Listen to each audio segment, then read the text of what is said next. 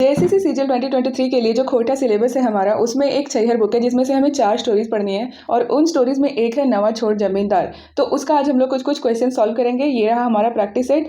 So without any further do चलिए question को देखते हैं। तो आज का हमारा जो पहला सवाल है वो है नवा छोड़ जमींदार कहानी के कर लिखा लागे, मतलब कि जो नवा छोड़ जमींदार कहानी है उसको किसने लिखा है। तो पूरा छैहर बुक को चित्तरंजन महतो चित्रा जी ने लिखा है, तो इसका आंसर ए हो जाएगा। नवा छोड़ जमींदार कहानी कौन किताब से लेल गेल है। तो नवा छोड़ जमींदार कहानी को कौन से बुक से लिया गया है। ऑब्वियसली वो छैहर बुक से लिया गया है। आखरा केकरा कहल जाए। आखरा, देखो ये आखरा एक वर्ड है खोटा का, उसको क्या बोला जाता है, किसको बोला जाता है। ये कहानी अगर आपने नहीं पढ़ी है तो कहानी पढ़ना जरूरी है, तभी आपको पता चलेगा। तो ऑप्शंस हैं चौक जगह, चौपाल, आयखर टाड़, एकर में कोई नहीं।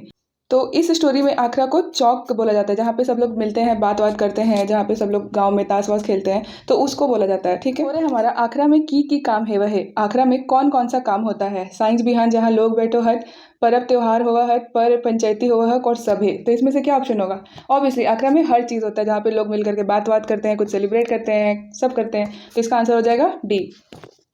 नवा छोड़ जमींदार कहानी कोने सुनाव है। जो नवा छोड़ जमींदार कहानी है उसमें इसके बारे में ही कहानी की चर्चा हो रही होती है। तो ये कहानी उसमें कौन सुना रहा होता है। जगन्नाथ चौधरी सुनाते हैं, गंगाराम सुनाते हैं, मनवत साव सुनाते हैं, या फिर बुद्धू पाहन सुनाते हैं। तो इसका आंसर हो जाएगा जगन्नाथ चौधरी। ठीक है। ये एक बुजुर्ग आदमी होते हैं जो कि सबको कहानियाँ सुनाते हैं। क्वेश्चन नंबर 6 है जगन्नाथ चौधरी उम्र कितना लगभग है। देखो जो जगन्नाथ चौधरी हैं उनका उम्र कितना है इस कहानी में। लगभग 60-70 वर्ष। देखो बच्चा मतलब वर्ष होता है। ठीक है। तो 60-70 वर्ष है, 70-80 वर्ष है, 80 वर्ष से ऊपर है, या फिर 50 वर्ष है। तो इसका आंसर क्या हो जाएगा। कहानी में लिखा है कि वो 80 वर्ष से ऊपर के हैं।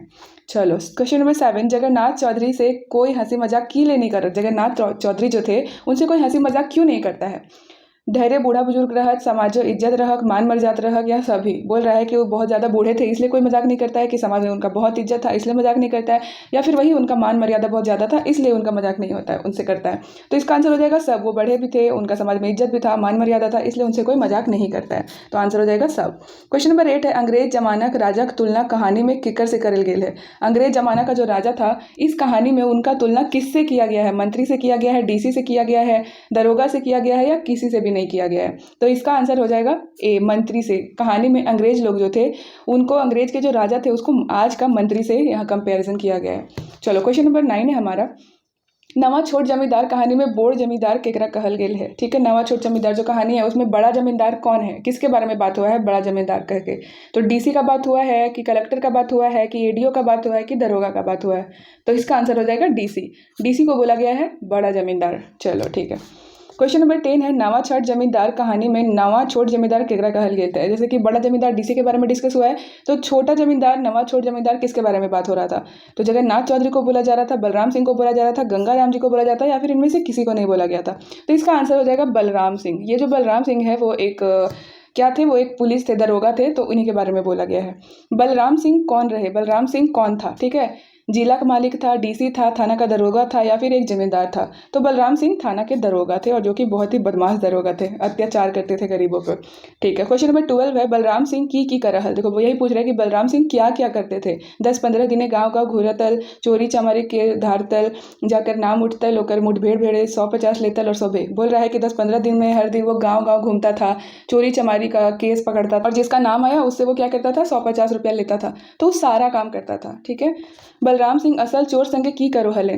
क्वेश्चन नंबर 13 है कि बलराम सिंह जो असली चोर है उसके साथ क्या करता था। असल चोर के लय धमकाई के छोड़ी देतल, माई बहन के गाड़ी दे के चली जातल, और 150 लेके छोड़ी देतल, और ई सब है। इनमें से क्या हो जाएगा आंसर। तो डी हो जाएगा। जो भी असली चोर रहता था उसको खूब डराता धमकाता था, उससे पैसा वैसा लेता था, गाली वाली देता था और छोड़ देता था। क्वेश्चन नंबर 14 है हमारा बलराम सिंह साउद। देखो साउद का मतलब निर्दोषी होता है, याद रख लेना। ऐसे भी पूछा जा सकता है कि साउद मतलब क्या होता है, और ऑप्शन दे दिया जाएगा। तो निर्दोषी इसका मतलब होता है। तो निर्दोषी के साथ बलराम सिंह क्या करते थे। बारी बांधी के थाना हजाते ढुका देता, मतलब बांध करके थाना में उसको घुसा देता था, और फिर 150 लेकर के छोड़ देता था, या फिर झूठ मूठ करके उसमें कुछ और केस लाद देता था, या फिर सब करता था। तो इसका आंसर सब हो जाएगा। बलराम सिंह बहुत बदमाश इंसान था, और वो गरीब लोग को बहुत ही ज़्यादा तड़पाता था, और जैसे कि जो निर्दोषी होता था उन लोग के साथ ये सब काम करता था। चलो तो डी आंसर हो जाएगा। क्वेश्चन नंबर 15 है हमारा बलराम गाँव के लोग के पर की जुल्म करो हल। तो देखो बोल रहा है कि बलराम जो था वो गाँव पे कैसा कैसा जुल्म करता था, क्या क्या जुल्म करता था। तो पहला ऑप्शन है कि साउथ लोग, देखो साउथ मतलब क्या बताया था मैंने, निर्दोषी। तो निर्दोषी लोग को धर बांध करके थाना में डाल देता था। कोई बी है ऑप्शन, नाना रकम एक चोरी डकैती केस लादा दल, मतलब कि इसका मतलब हुआ कि बहुत तरह तरह का, नाना मतलब होता है तरह तरह का, तो तरह तरह का चोरी डकैती का केस डाल देता था, बिना गुनाहे के जेल खटत है, बिना गुनाह का ही जेल में डाल देता था, या फिर इसमें से सब? तो ऑब्वियसली सब, ठीक है, वो सब करता था। क्वेश्चन नंबर, इसका ऑप्शन डी हो जाएगा। क्वेश्चन नंबर 16, बलराम सिंह दरोगा साइट गाइड केकर संग्रही। देखो साइट गाइड मतलब कि दोस्ती यारी उठना बैठना होता है, ठीक है। तो बलराम सिंह जो दरोगा था उसका साइट गाइड किसके साथ रहता था? छोटका चोर से बड़का डकैत तक, मतलब कि छोटा चोर से लेकर बड़ा डाकू तक रहता था। बनिया व्यापारी से बड़का काला बाजारी करवैया तक, मतलब कि जो छोटा छोटा बनिया व्यापारी लोग हैं और काला बाजार जो करता है उन लोग तक भी रहता था। और सेठ मड़वाड़ियों से, मतलब सेठ मड़वाड़ी लोग से भी रहता था, या फिर सबसे रहता था। तो बलराम सिंह का सबके साथ उसका उठना बैठना था, दोस्ती यारी सबसे था उसका। क्वेश्चन नंबर 18 है, बलराम सिंह दरोगा गरीबन के कैसन व्यवहार रखे। मतलब कि बलराम सिंह जो है दरोगा, वो गरीब लोग के साथ कैसा व्यवहार रखता था? पहला, पहले पीठ हलेन, मतलब कि पीटता है। डराई के 150 ले हलेन, मतलब कि डरा करके 150 रुपया लेता है। पैसा नहीं देने पर झूठा केस के जेहल टुकातवल, बोल रहा है कि पैसा अगर नहीं दिया तो उस पर झूठा केस वैस डाल देता था, या फिर इसमें से सब? तो सब। वो इतना अत्याचारी था, गरीब लोग के साथ बहुत ही अत्याचार करता था। क्वेश्चन नंबर 19 है, दारू आपनो पिए ले दारू चुवैया सोब के की करियन। मतलब कि जब अपने दारू उसको पीना रहता था तो दारू जो चुआता है, मतलब दारू जो बेचता है, उसके साथ वो क्या करता था वहाँ जा करके? तो पहला ऑप्शन है आबकारी पुलिस के लानतल, कि आबकारी मतलब पुलिस लोग को लेकर के आता था, डराव के अपनों हो लेतल, और डरा डरा करके उसको दारू बेचने वालों को अपने भी पीता था और अपने साथ वालों को भी पिलाता था। तो इसमें से सब हो जाएगा, वो सब काम करता था। कोई तो option D is the right answer. Question number 20 है, कुछ ही दिन दरोगा की हाल है। कुछ दिन से दरोगा का क्या हाल है? ठीक है, तो बड़का बनी गेल, बड़का को बिल्डिंग बनावल, कारो ले लेल, और ये सब है। मतलब कि कुछ दिन में क्या हो रहा था दरोगा के साथ? वो बड़ा बन गया था, बड़ा सा बिल्डिंग बनवा लिया था, कार भी ले लिया था, और सब हुआ था, तो सब किया था। क्वेश्चन नंबर 21 है हमारा, गरीब दुखा के सतवल से की हाल है। मतलब कि गरीब दुखिया को सताने से क्या हुआ? किसके बारे में बात कर रहा है? तो वो बलराम सिंह के बारे में बात कर रहा है। जो दरोगा था वो बहुत सताता था, तो उसको क्या हुआ था उन लोग को सताने से? ऑप्शन ए है हाथे गोड़े घाव घोसर, मतलब कि पूरे हाथ पैर में उसको घाव वगैरह हो गया।